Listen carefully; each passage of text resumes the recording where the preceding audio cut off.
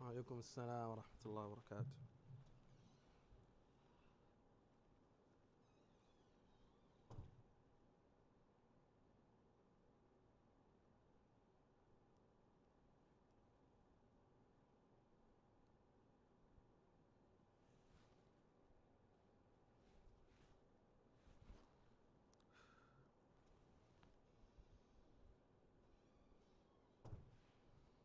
I don't know why.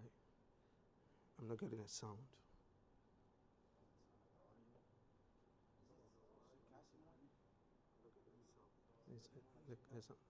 The sound is okay. You can get it now.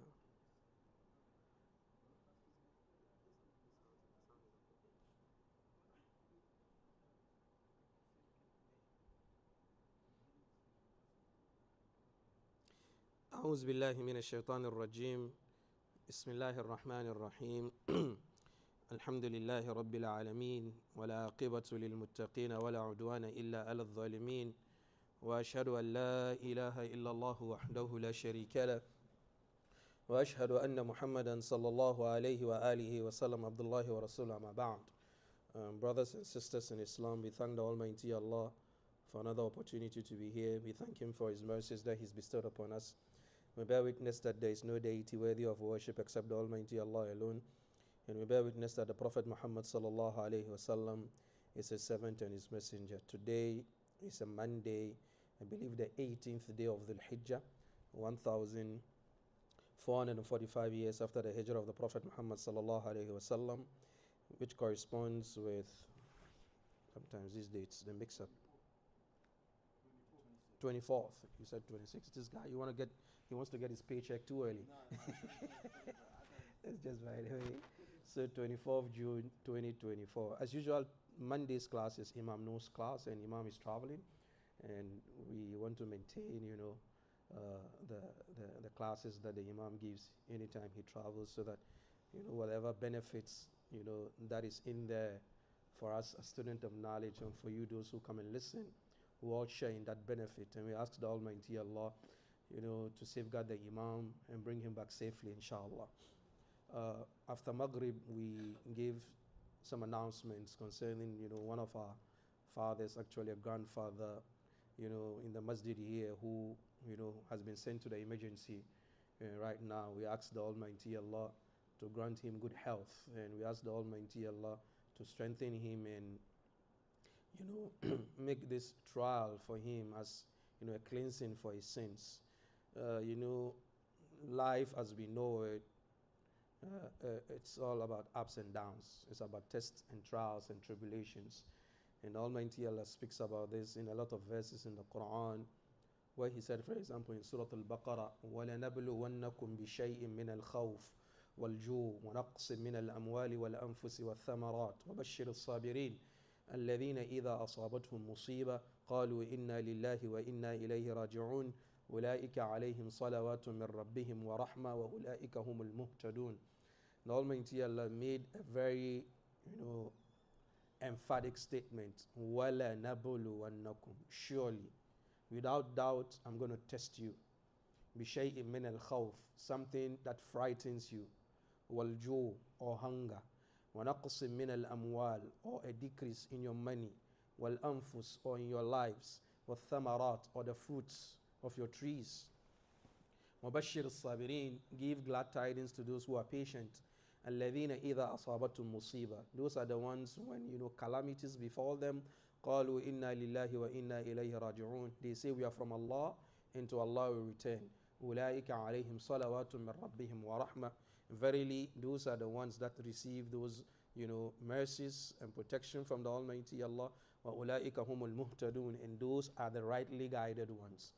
So our life is full of tests, and each and every one of us has the test that the Almighty Allah has given him, and none of us is going to be free from the test of the Almighty Allah. And especially for us Muslims, the Almighty Allah made it categorically clear in Surah Al-Ankabut in the second verse. He said, أَحَسِبَ النَّاسِ أَن يُتْرَكُوا أَن يَقُولُوا آمَنَّا وَهُمْ لَا يُفْتَنُونَ, do people think, here An-Nas here translates to Muslims, do Muslims think that the fact that we say we believe in the Almighty Allah, The Almighty Allah is not going to test us. وَلَقَدْ فَتَنَّ الَّذِينَ مِنْ قَبْلِهِمْ. The Almighty Allah has tested those who came before us. فَلَيَعْلَمَنَّ اللَّهُ الَّذِينَ صَدَقُوا وَلَيَعْلَمَنَّ الْكَاذِبِينَ. That's how the Almighty Allah exposes those who say they really believe in the Almighty Allah. The Almighty Allah brings them out. In the same way, the Almighty Allah exposes those who are liars. We might be tested individually, and we might be tested collectively as a community. During the Meccan period, one day the Prophet Muhammad sallallahu alaihi wasallam was, lying in the shade of the Kaaba. He had a blanket over him.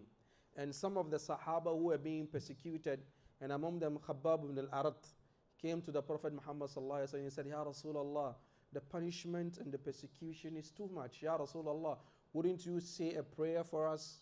Wouldn't you do something for us? And the Prophet Muhammad sallallahu alaihi wasallam sits up and then he tells them, be patient. The people who came before you, they were tested in their deen. They were trialed in their deen to the extent that one of them, these non-Muslims, these disbelievers, will bring a saw and place it on their head, and then they will tell him, denounce Islam. He says, I'm not going to denounce Islam until they cut him into two pieces, and that does not deter him from his deen. And then the Prophet Muhammad told them, just be patient. This religion will get to places that you yourselves, your foot had not even stepped there before. And that is the fruit of the patience that the Sahaba had to go through. People are looking and seeing their own fathers being maimed, being killed, their mothers being martyred, and they can't do anything about it. Individually, we will be tested in many ways, in our health, in our finances, in our iman. In our iman. If you observe summer, now the way the ladies are dressing this summer, it's scary.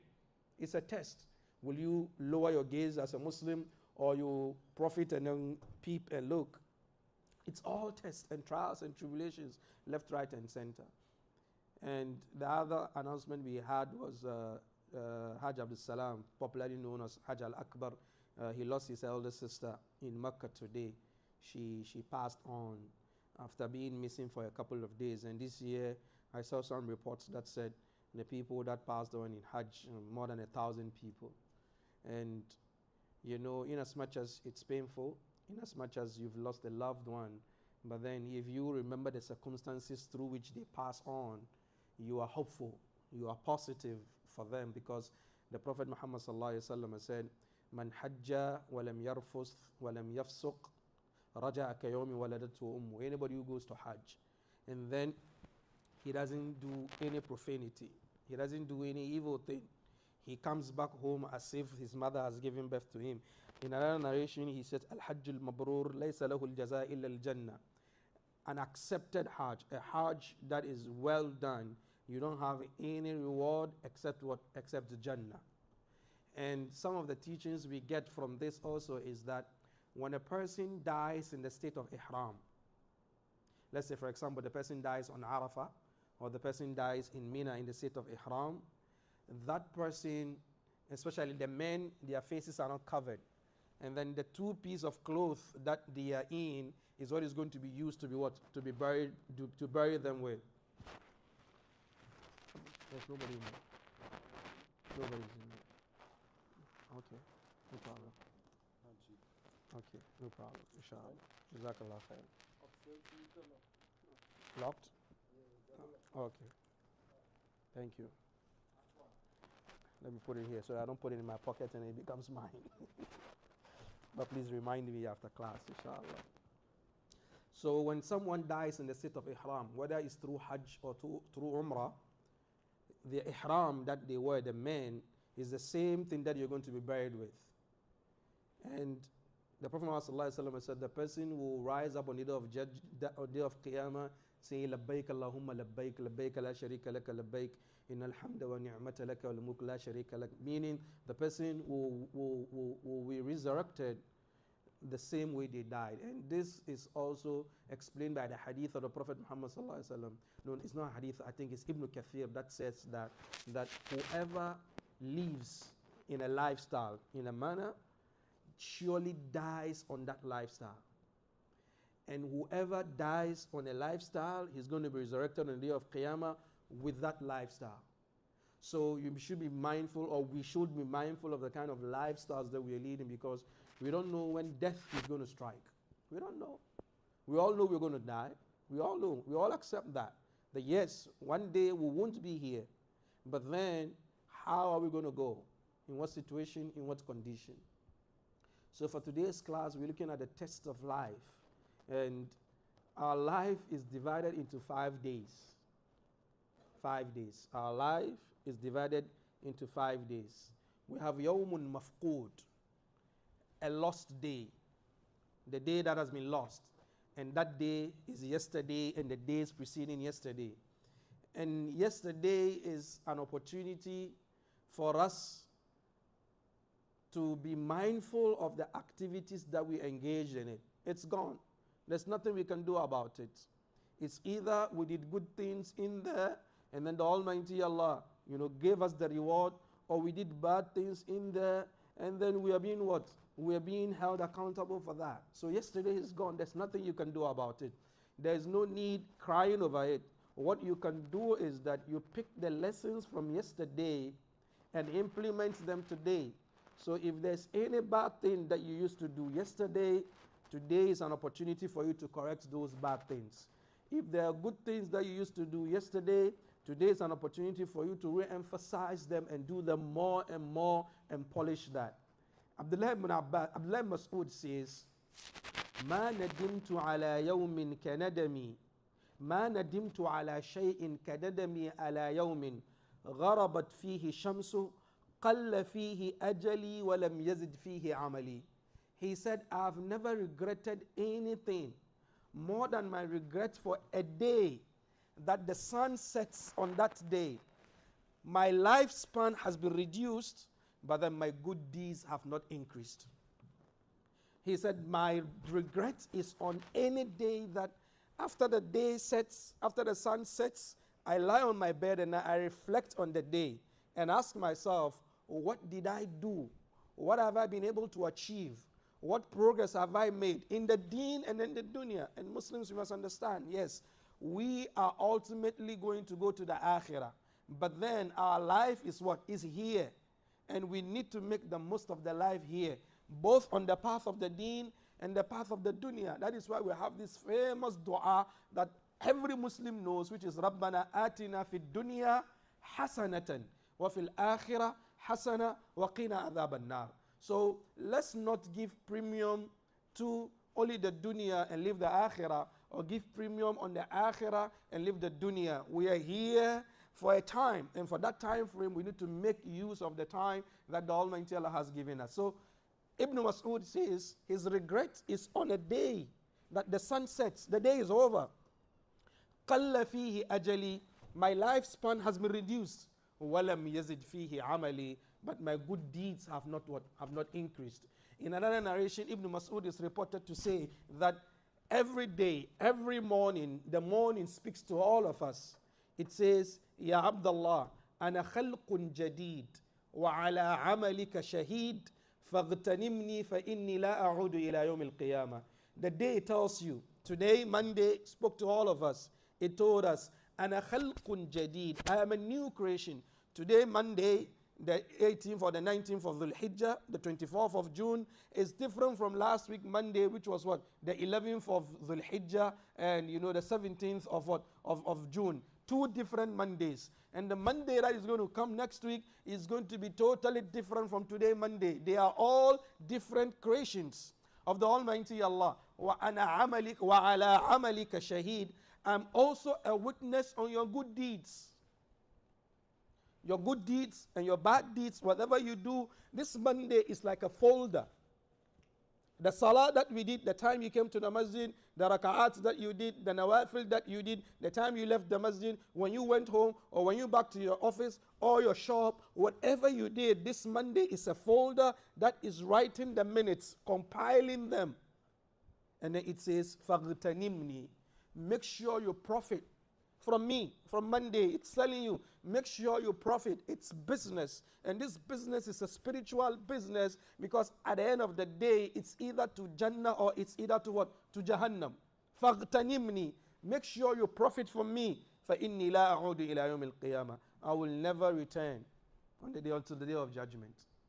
So the first day is Yawmul Mafqud, the day that we lost. It's gone. Yesterday, it's gone. There's nothing we can do about it. We can't go back to yesterday and correct the wrongs or right the wrongs of yesterday. But then, Al-Yawmul Mashhud, the day that we found ourselves in today is the present day, and this is the opportunity that the Almighty Allah has given us today.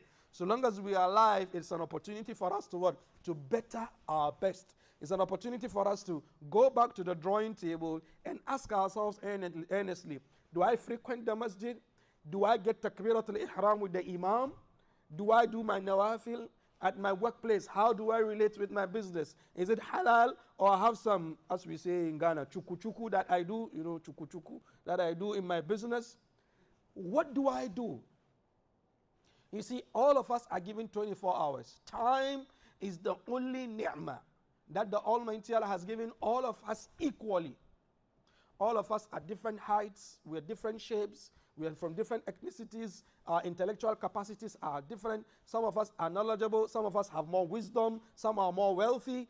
But then the only commodity that the Almighty Allah has given all of us in equal measure and proportion is time. All of us have 24 hours in a day. The billionaire and the beggar all have 24 hours a day. The hafiz of the Quran and the guy who doesn't memorize the Quran all have 24 hours a day. The guy who chooses to come to the masjid on time and pray on time has 24 hours a day. The guy who has other businesses to take care of and he doesn't care about the salawat all have 24 hours a day. All of us. But then how we utilize those 24 hours is what makes who we are. How we utilize them. How we utilize our time is very, very important. Some people will sit behind the television for hours on ending. Some people will sit behind a book. Some people will go for their businesses. Some people, everybody and the way they utilize the time that the Almighty Allah gave them. And the Prophet Muhammad says in an authentic narration where he said, Ni'matani. There are two mercies from the Almighty Allah. مَغْبُونٌ فِيهِمَا كَثِيرٌ مِّنَ النَّاسِ. A lot of people are negligent about these two mercies, these two bounties of the Almighty Allah. A lot of people are negligent. A lot of people do not think about it. A lot of people do not profit from it. A lot of people do not put it into good use. And then he said, as-siha, health, wal-farag, and in time, leisure. As-siha. When you go to the emergency, even when you take someone there to the emergency, and as you sit in the waiting area and you see people come in with different illnesses, you have to thank the Almighty Allah. Because at least you brought someone there and you weren't brought there. I remember sometime I went to the emergency.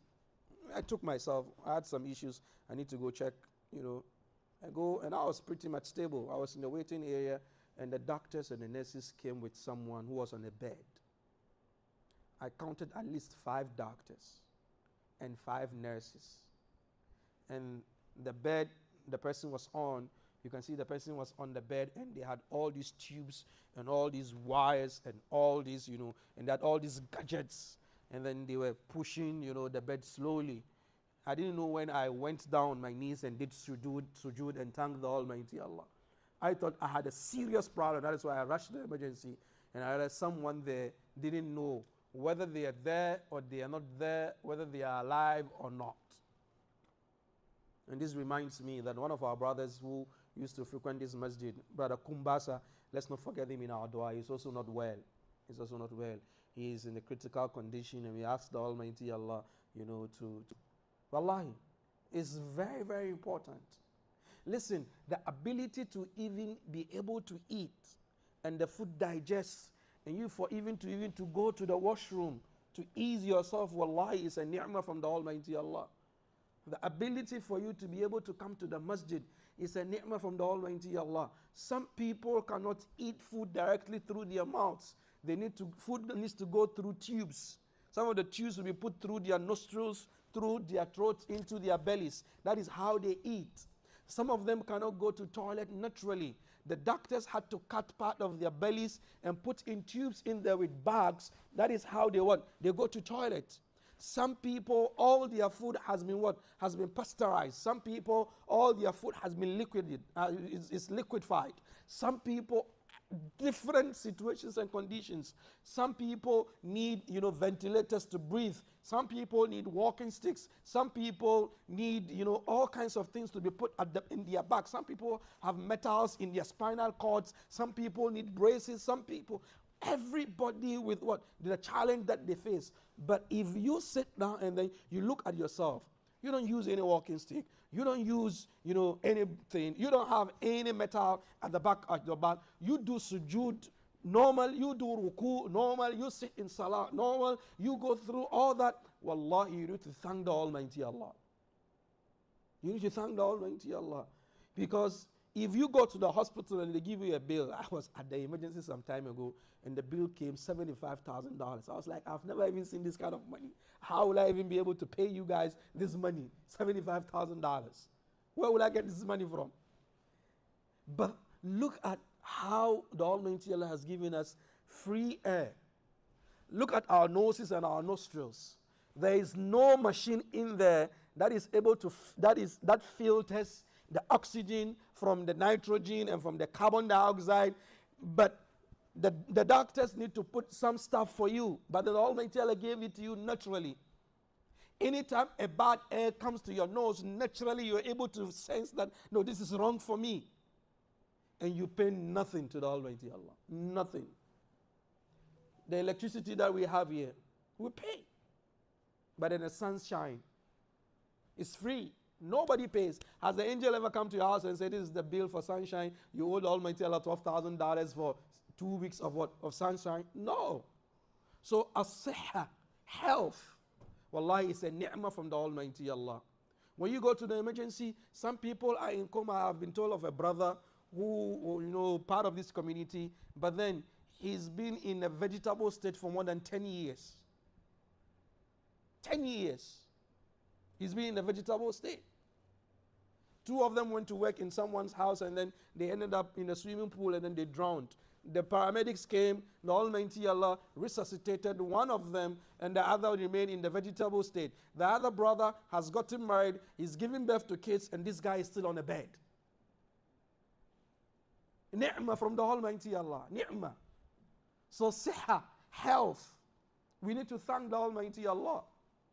Some people have medication in their pockets. Wherever they go, they need to be taking medicine. Some people need to take medicine every 6 hours. Some people every 12 hours. Some people every 24 hours. But you do not have that. You are not in that state. It means you need to thank the Almighty Allah. Even if you are in that state where every 6 hours you need to take a medication, some people are in a hospital and the doctors have lost hope for them. They're only waiting for their families to say, pull the plug, and then they pull the plug, and that's it, they're gone. And you are not in that situation. Your only problem is that you don't have money in your pocket. That is your problem with Allah. If you see people complaining about life, the pocket is lean. But then if the pocket is fat, they don't care. They can do whatever they want to do. May Almighty Allah safeguard us. So the Prophet said, as-sihha, and the next one he said, al-farag, leisure, time. And then especially for us young men, Allah, we have a lot of time on our hands, but then we don't use it. If you ask our fathers who are here, one of the things that they wish is if the Almighty Allah is able to turn the clocks of time back for them to go back into their teenage years or in their early 20s, they will wish for it. Not because they want to go back and go and enjoy life, no. For them to go back to go and correct some of the things that they did yesterday. For them to be able to worship the Almighty Allah more. For them to be able to get closer to the Almighty Allah more. Now that we are in that state, early 20s, late 20s, early 30s, late 30s, 40s, wallah, it's an opportunity that the Almighty Allah has given us. Others here it's time for salah, they sit because they are old, they cannot go to sujood or they cannot do ruku because of old age. Wallahi, it's a message that the Almighty Allah is sending you and I. It's a message that before you are old to that level, make sure you accumulate a lot of service for the Almighty Allah. So that by the time you get to that age where you can't do ruku fully or you can't do sujood fully, the Almighty Allah gives you the reward exactly as you used to do it when you were young and then you were healthy and you were powerful.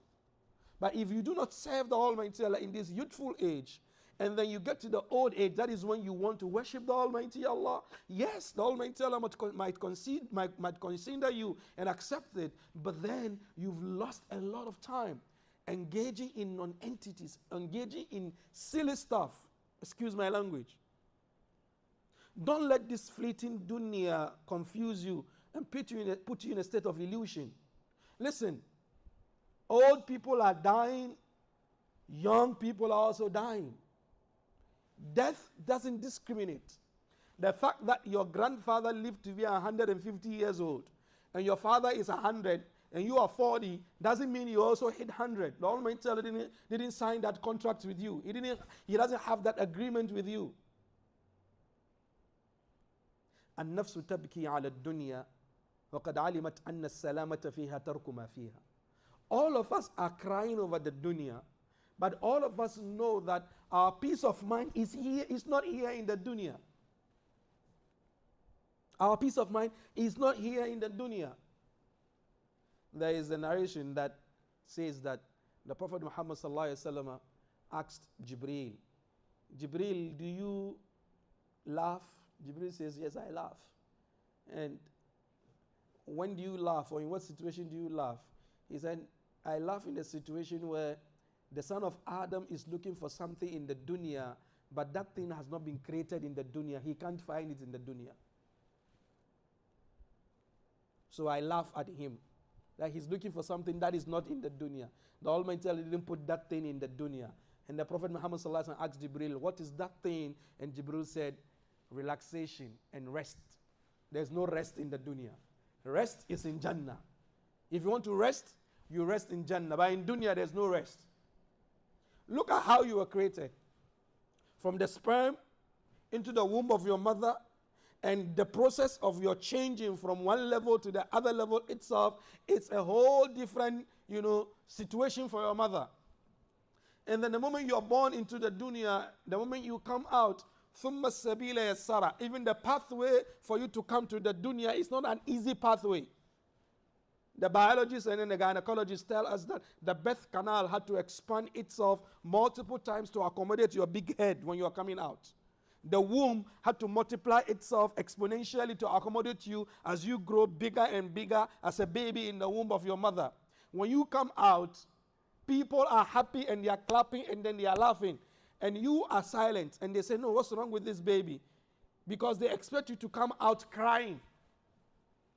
When a baby is born and it doesn't cry, what happens? The nurses rub your back, they do all kind of stuff. Sometimes they will slap your behind, pop, pop, and then yeah, and then they clap.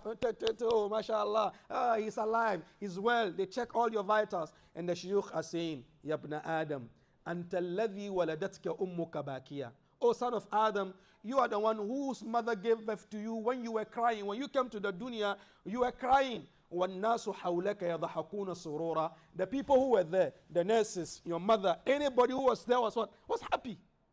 Nobody cries when a baby is born. All of us are happy, but you are crying. Now, the Shaykh is saying, فَعْمِدْ إِلَى عَمَلٍ. Make sure you work. إِذَا بَكَوْا فِي يَوْمِ مَوْتِكَ أَنْتَ ضَاحِكًا مَسْرُورًا. On the day you die, the people should cry and you laugh. Don't come to the dunya crying and people are laughing. And the day you leave the dunya, you are crying and they are still laughing. That is double jeopardy for you. Make sure you do the opposite. The day you come, they are crying, you are crying, they are laughing. The day you leave, you are laughing and happy and they are crying. So there is no rest in the dunya. You are born and then even you lie down, you are turned, you can't do anything for yourself. Fast forward, you're crawling, you're running. When you're of age, you think, oh, that is it. They push you to school.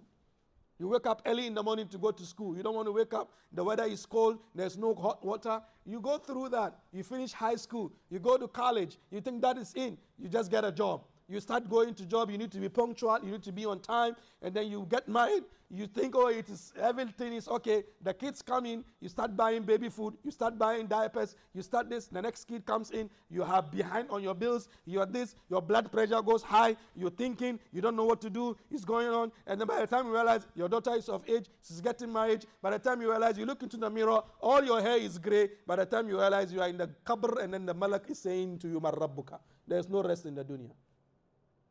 If you want to rest, it's the akhirah. That is where rest is. So, al-faraq, time. We need to make good use of our time. Wallahi. Give yourself a personal timetable on the kind of activities and acts you want to engage in. It's very, very important. Do that for yourself. And ask yourself how you'll be able to what? To get closer to the Almighty Allah, because that's the ultimate, that's the goal. Now, the next day, so we spoke about 2 days. We said yesterday, we said today, and then the next day is Yawmul Mawrud. And this day is a frightening day. This is the tomorrow that nobody knows,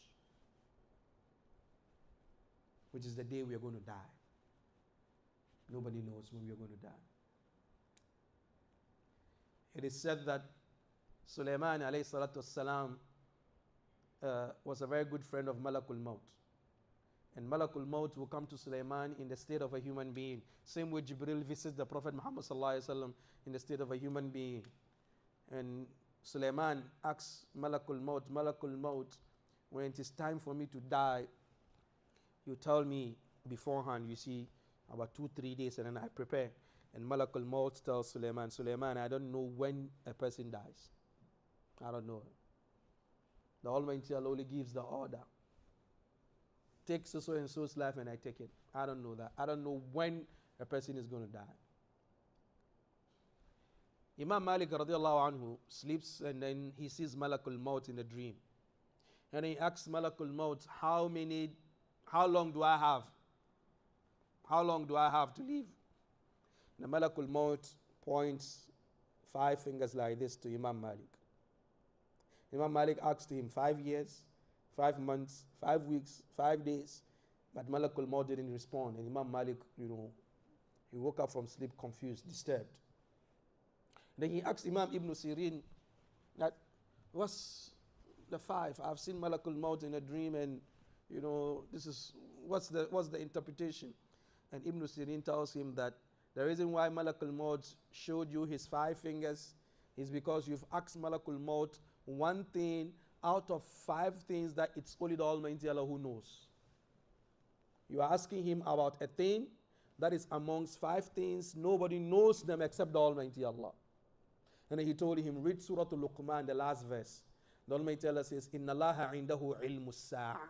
It's only the Almighty Allah who knows the day, the time, the day of Qiyamah. Wa yunazzilu al-ghayth. It's only the Almighty Allah who sends down rain.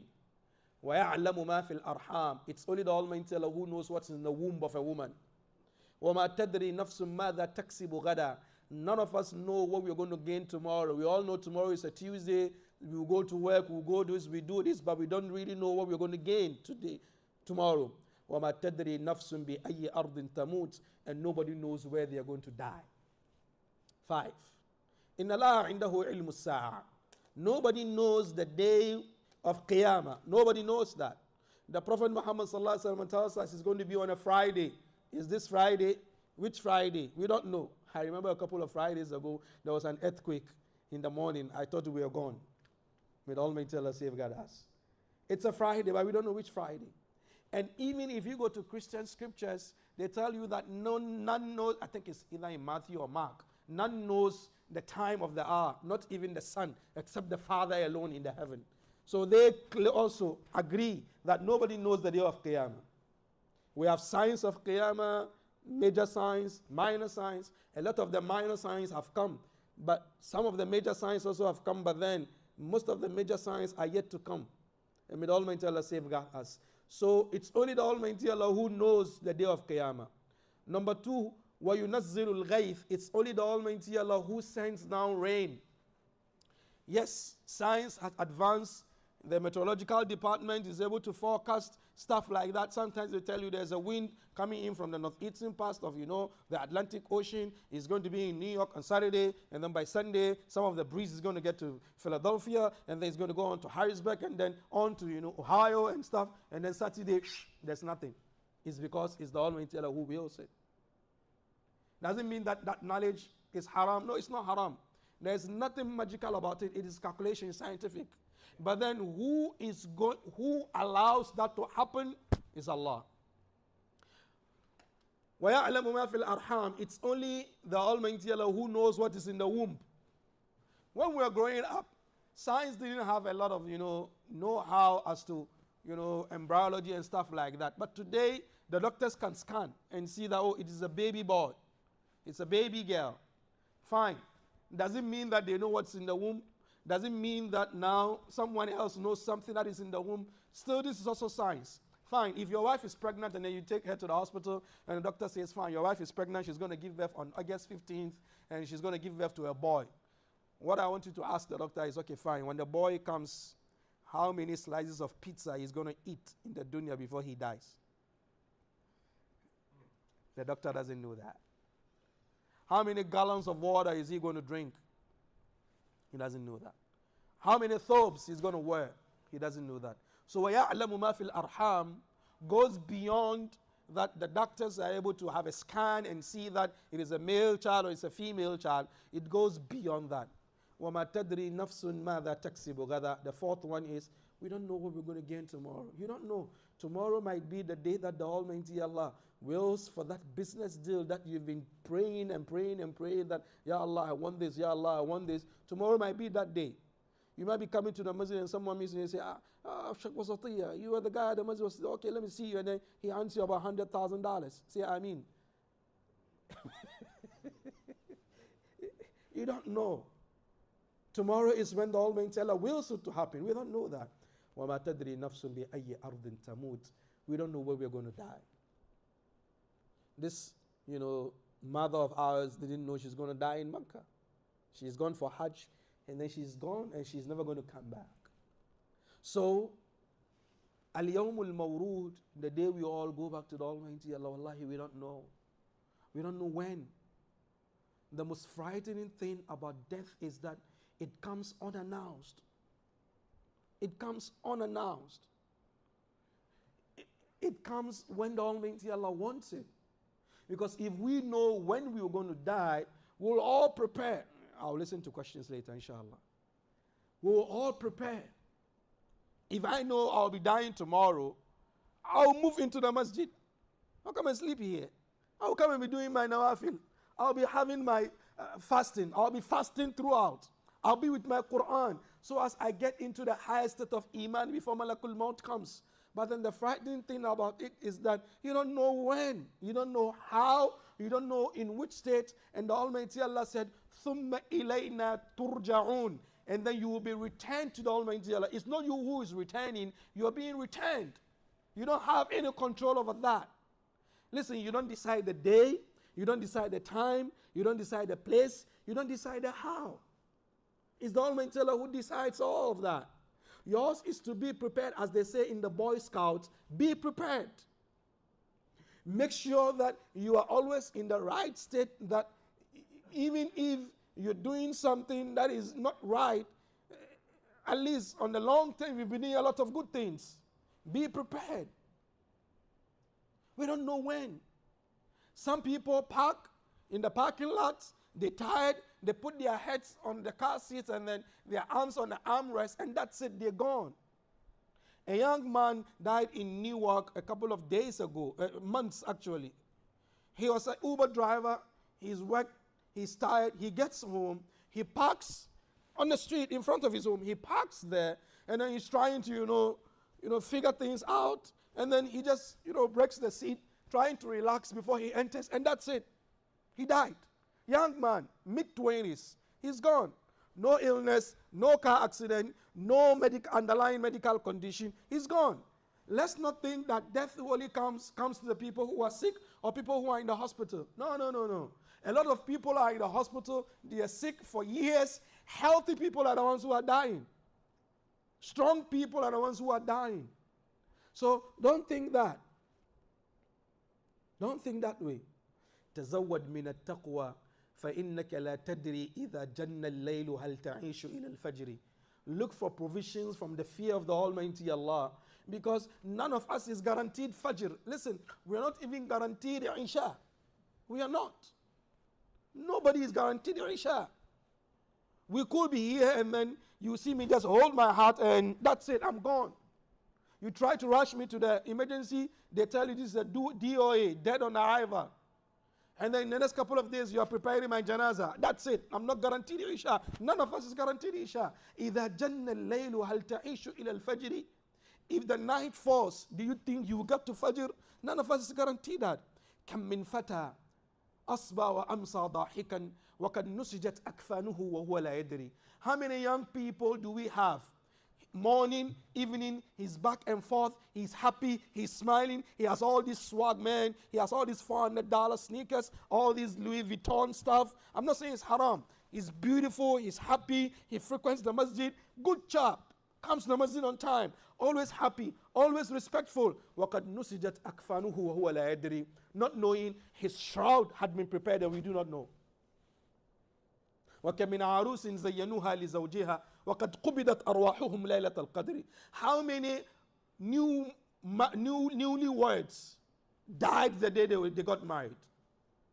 I know of a friend who on the day of his marriage, we went to another city in Ghana to get to officiate the marriage because the girl was from that city. And then we brought her to Accra, and then we were preparing to go for the walima, and he was the one who was even driving to the walima. Car accident, he died alone, and everybody else survived. They didn't have even minor injuries. He died alone. He didn't know his wife. He died. When I say he didn't know his wife, it's elderly talk. It's big man talk. He didn't know his wife. He passed on. So some people, newlyweds, no, the Almighty Allah say, yes, you will officiate the marriage, but you won't consummate the marriage. وَكَمْ مِنْ صِغَارٍ يُرْتَجَى طُولُ أُمْرِهِمْ وَقَدْ أُدْخِلَتْ أَجْسَادُهُمْ ظُلْمَةَ الْقَبْرِ. And how many young people, a toddler, or 5-year-old, 6-year-old, 7-year-old, 8-year-old, memorizer of the Quran, beautiful verse. We're like, oh, mashallah, this young man, hopefully, he's going to be a memorizer of the Quran, he's going to be an imam, he's going to be a medical doctor, he's going to be this, he's going to be this, he's going to be this, not knowing it is only a lifeless body moving around there.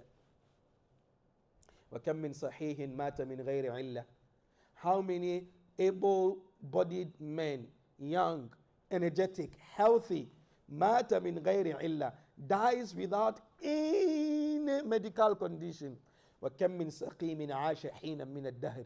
And how many ill people, they are sick in the hospitals, they are alive, and we are here in the house, we are dying. We go visit them. Or let's go visit so and so. Let's go see him. It's been a while. He's been in the hospital for months. He's been in the hospital for years. Let's go visit him. You are visiting him and you are dying, and he is sick, but then he's still alive. This is the reality of the dunya. We don't know when we're going to die. We don't know. The positive thing we have about it is that as we are alive now, we have time before death that we have the opportunity to what? To change. إِنَّ الَّذِينَ قَالُوا رَبُّنَا اللَّهُ ثُمَّ اسْتَقَامُوا. Verily, those who say we believe in the Almighty Allah and then they become resolute. تَتَنَزَّلُ عَلَيْهِمُ الْمَلَائِكَةُ. On the day that they die, angels will descend upon them in their homes. يَوْمَ تَرَوْنَ الْمَلَائِكَةَ لَا بُشْرَى. The day you see the angels, you're going. So sometimes you go visit a person, the person is about to die, and then you hear him talk. And you don't understand what he's saying. Or you see him wave.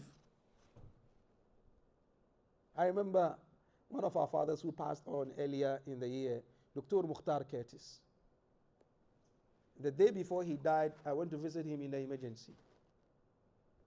And before we left, he pulled his hands out of the blanket and then he did this. I said, what is that? That was on a Thursday. And on Friday morning, we were called that he passed on. And then my mind reflected that, yes, the angels were descending. That is why he raised his hand. So the angels will descend in the room where we are. Or even at a time, during the process. Because some people, it takes them some time. And Imam Nuh told me that his mother told him categorically, when she was going to die, she told him, don't worry, my time is up. I'm seeing things. They said, let me take you to the hospital. She said, no, don't worry yourself taking me to the hospital. My time is up. That's it. She said, I'm seeing things that you guys can't see. So the angels are going to come. They're going to descend in the room.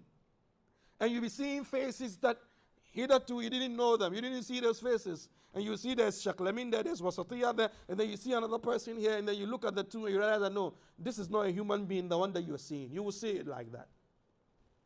تَتَنَزَّلُ عَلَيْهِمُ الْمَلَائِكَةِ. The angels descend in the room. And these angels are the subordinates and the helpers of Malakul Maut. Because Malakul Maut has a group of angels, a team that he works with. They will enter first. And when you see them, you realize that yes, it is time. And these angels will talk to you. Yabna Adam, O son of Adam, I am the angel who is in charge of the water that you drink. The Almighty Allah said you're going to drink 500 million gallons of water. You've drunk all of them. So my assignment with you is over. Another angel will tell you, oh, you were supposed to eat about 50,000 slices of pizza. You've eaten all of them. My assignment with you is over. Another angel will tell you, Yabna Adam, you're supposed to have about 100 million steps. You've taken all those steps and that's it. It's over. Yabna Adam, I'm the one in charge of the oxygen that you breathe. You've breathed all the oxygen, it is over. And then you realize to see the person started breathing in. Because the oxygen that the Almighty Allah has willed for the person, his breathing is last. There are angels that will come and then, tear every vein in the body. Tear every vein in the body. And the life is pulled from the big toe of the leg. It's being gradual. And the leg starts dying out. The leg starts dying. So up to the belly, up to the throat, so that's why when a person dies, you see that their eyes are looking up. The eyes follows what? The soul, it's gone. So part of the sunnah is you close the person's eye. Some people have death very easy by the will of the Almighty Allah. So someone dies and then you look at the body and then he's smiling. Some people die and then you look at them and wallahi, he's brightening. You can see that he's sparkling. His face is sparkling. These are the good people. Some people die and then you can't look at their faces. Some people die and then they mess themselves up. Because some people, when the angels come to take their life, they beat them. وَالْمَلَائِكَةُ بَاسِطُوا أَيْدِيهِمْ. The angels beat them. And so some people die and then they soil themselves. Some people die and their faces are disfigured. And you ask yourself, how did the first person's face turn like this? It's because of what they did in the dunya and how the angels deal with them. So the angels descend into your room and you are like, who are you?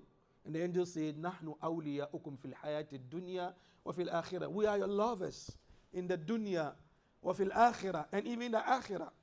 Don't forget when you're going to the masjid in the cold of the winter, we are with you.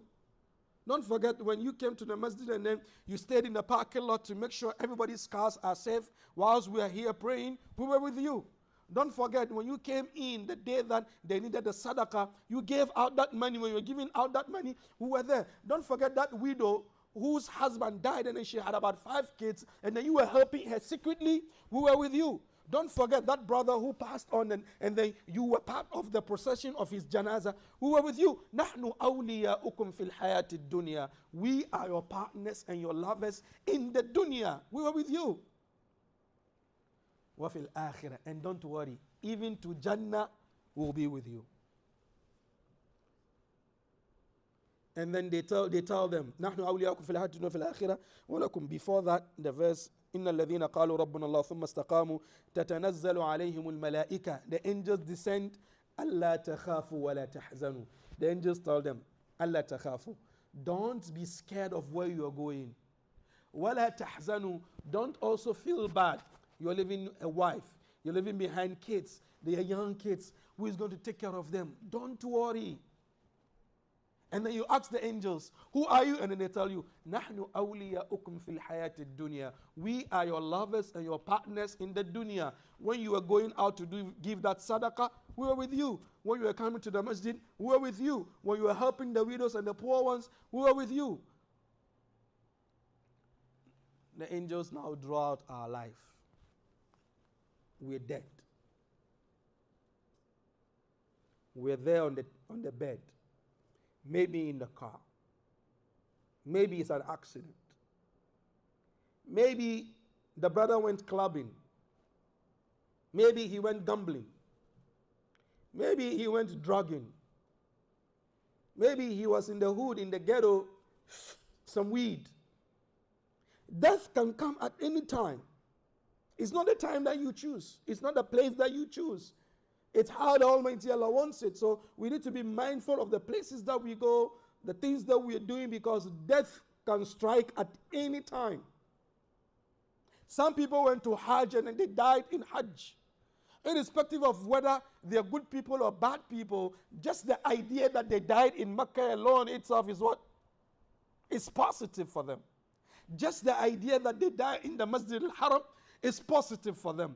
Just the idea that they died in the Masjid of the Prophet Muhammad is positive for them. Just the idea that someone dies in our masjid here is a positive sign. It's positive.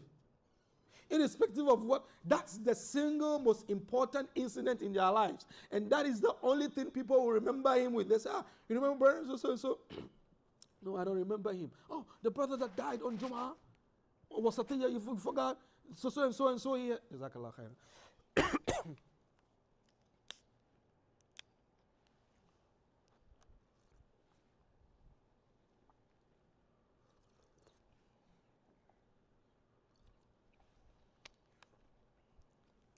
You don't remember? Yeah, I remember.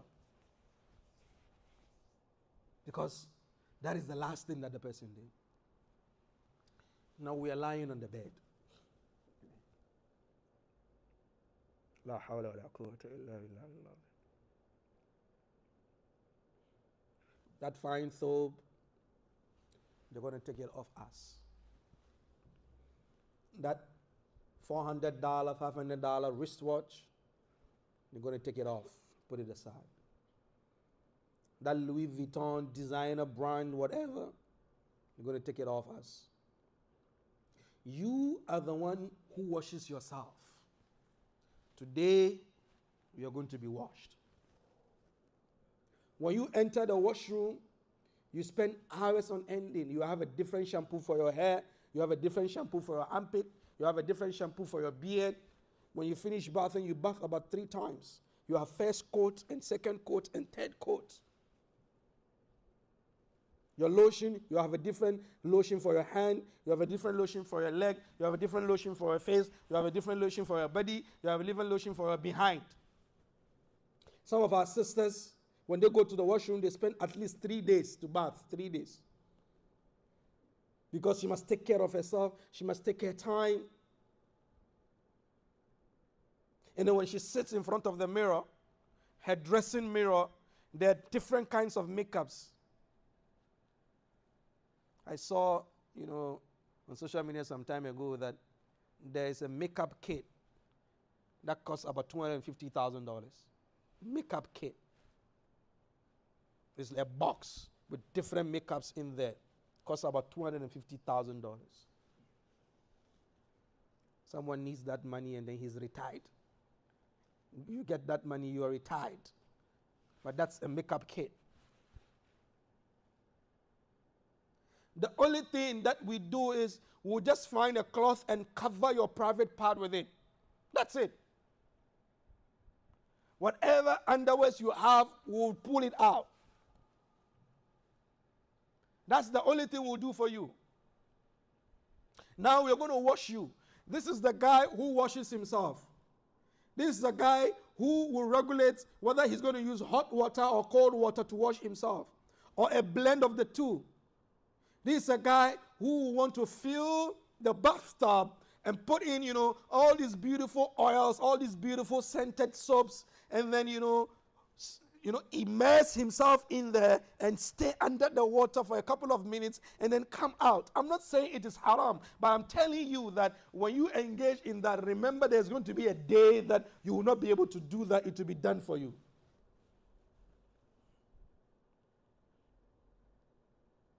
Now, we put you on the bed.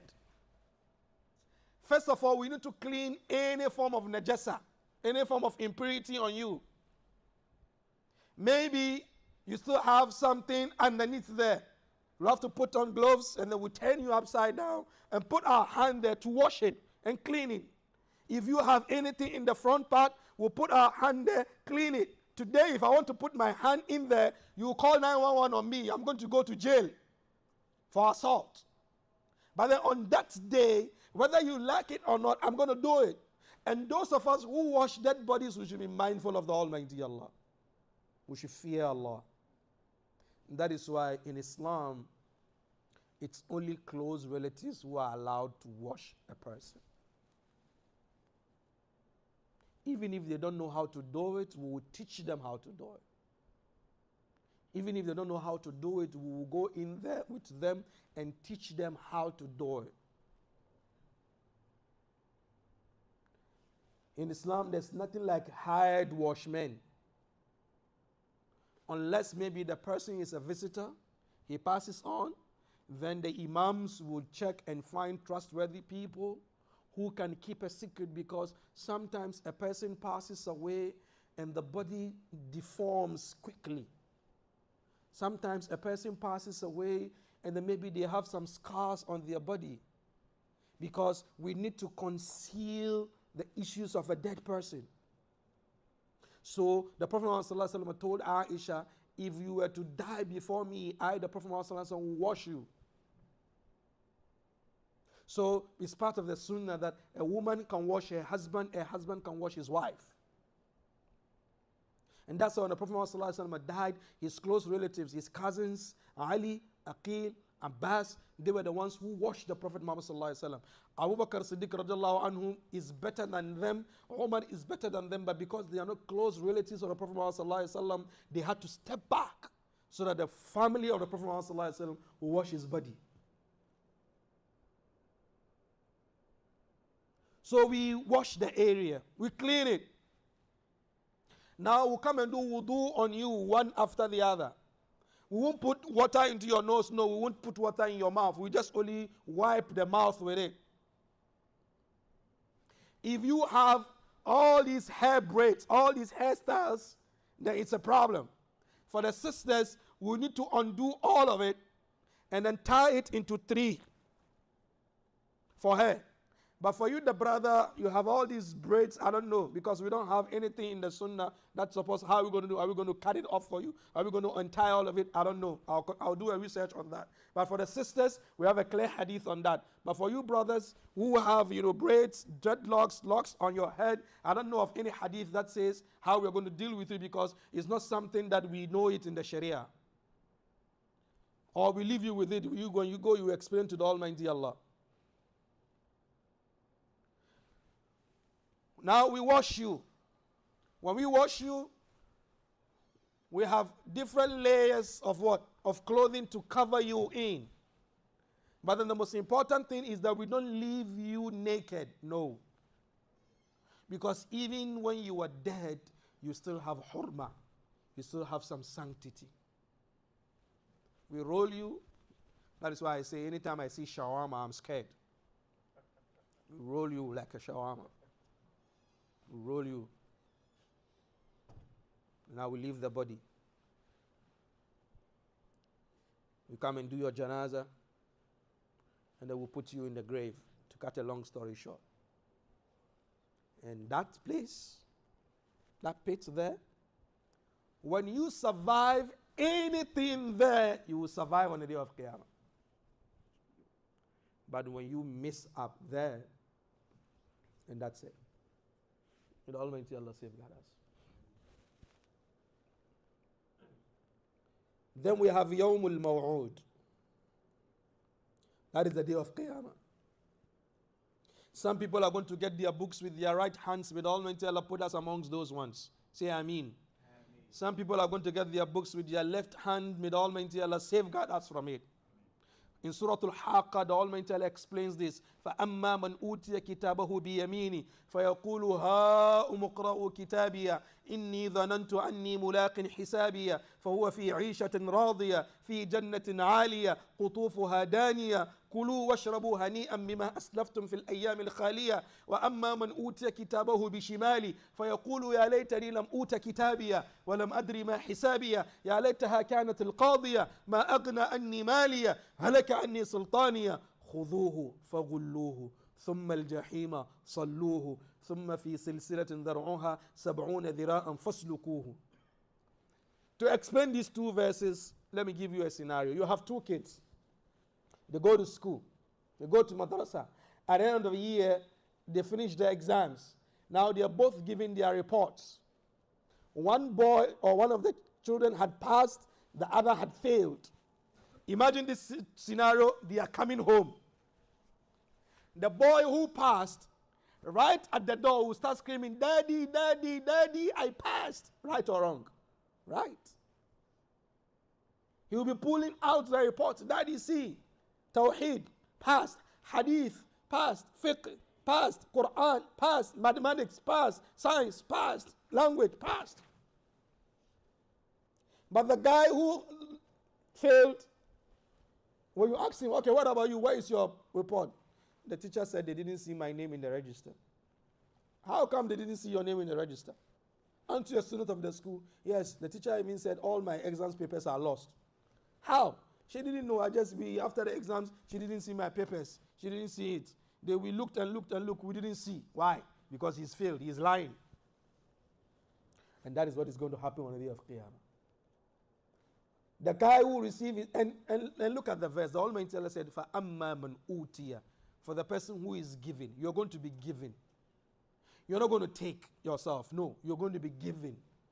Because if you are the one who is going to take yourself, you use your right hand to take. But because you're going to be given, it is the hand that they want to be given to you. May the Almighty Allah safeguard us. After Hisab, so that's the fourth day, right? On the day of Qiyamah. And then the last day is Yawmul Mamdud. That is the eternal day. And the eternal day is either in Jannah or in Jahannam. When you enter Jannah, khalidina fiha abada. But some people, when they go to Jahannam, they're going to come out. Because anybody who has even an atom's drop of Iman in his heart will not remain in Jahannam. Because no, some Muslims, they are Muslims, but then they don't pray regularly. They are Muslims, but they do chuku, as we say. They are Muslims, but they do dampara, like that. So they will have to go to Jahannam to be cleansed before they come to Jannah. So they are Muslims like that. Because of the Iman that they have, they're not going to remain forever in Jahannam. So there are some people who go to Jahannam and then the Almighty Allah will bring them out. And some of us, we hope, will be a part of the people who are going to intercede.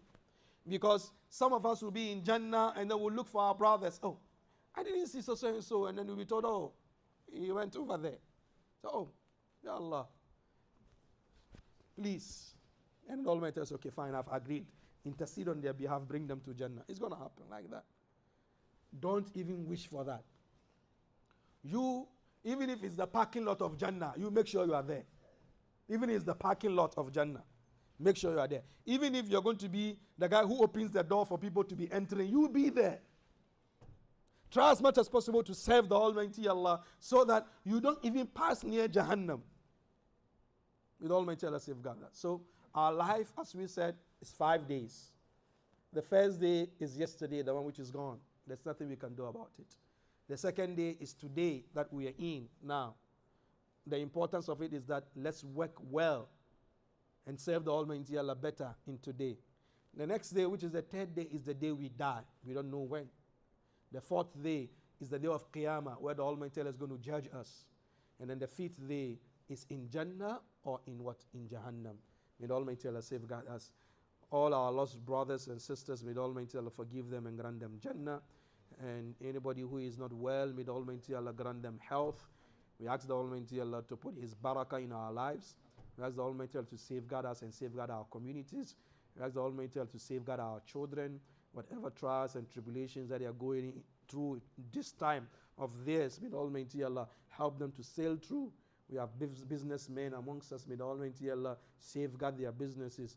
We have a lot of drivers here who've been driving every day. We ask the Almighty Allah to protect them, because it's scary sometimes. Someone will just cut you in driving. If you talk, he has a gun, he's going to shoot you too. We ask the Almighty Allah to safeguard us all from that. We take some questions before. Yes, turn it off now.